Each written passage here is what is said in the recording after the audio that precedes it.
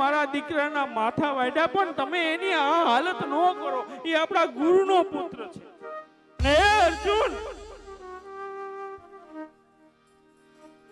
આ જે અસ્વસ્થામાં છે ને, એ તો એની માં કુપીનો એકનો એક દીકરો છે. દ્રોણ ગુરુ જતા રહ્યા છે. હવે કુપી આ એકના સહારે છે, તો તમે આને મારશો તો એ કુપીનું શું થાય? અને કોંતે, મારી પાછળ તો હજે તમે 5 બેઠા છો.